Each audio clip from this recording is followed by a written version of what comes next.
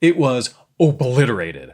In 1996, the Apple Pippin was released. Developed by Apple and manufactured by Bandai, the console ran on the PowerPC 603 32-bit processor and played CD-based media. Don't remember the Pippin? Well, you're not the only one. It failed hard and it failed fast when it came to market. It did not have much of a lifespan. Competition was tough and the cost was prohibitively high at $599, or in today's money, let me go ahead and check, that is $1,161.07. Again, in 2023 money adjusted for inflation. Now, there's been a lot of interest in this gaming footnote, and apparently it even has a bit of a modern fandom, which was a bit of a surprise to me. In fact, this website here is where I got a lot of the information for this episode. It seems to be pretty alive and well.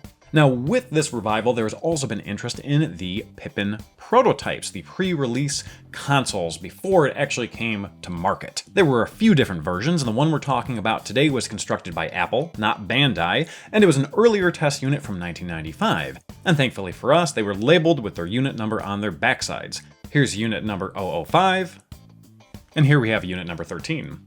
But let's talk about unit 002. Here it is.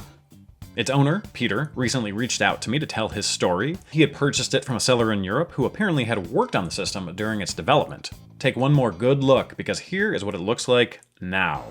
Customs destroyed it. They obliterated it. Absolutely no mercy, no tact. What could they have possibly been looking for that they couldn't find with an X-ray machine and a screwdriver? It is an absolute mess, and as far as I'm concerned, the damage is irreparable. Apparently, time is money over at Customs, and they couldn't be bothered with taking any time at all to take this apart slowly. And just look at the backside again, compare before and after. Like, what did they do? Did they scrape it across the ground?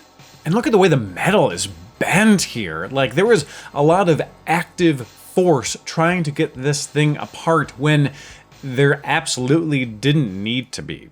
Now, we don't know why Customs did this. Our mutual friend Gaming Legend 64 had a theory about it. Again, just a theory, don't really know. If perhaps the seller had declared the value as relatively low and the package was relatively robust and heavy, it's possible there was some sort of like a mental discrepancy at Customs. Like, why is this big thing so low value? And that may have sparked some sort of an investigation. Although, again, we don't really know. So currently the buyer must go through PayPal to get a refund. The seller has disappeared. The buyer loses, the seller loses. We, as part of the preservation community, lose. Everyone is just a loser in this scenario. It sucks. So what can you do if you find yourself in a similar scenario? You are buying or selling an expensive item overseas and you got to deal with customs. Well, I don't know. I don't think there's any surefire anything in this scenario because it's completely out of your control, mostly.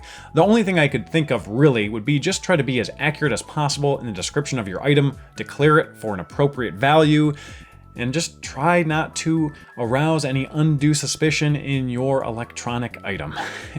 Just try to be very clear as to what it is so it doesn't get shredded, bent, torn apart.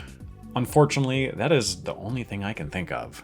So, that's all I have. The sad news is all I have for you guys today.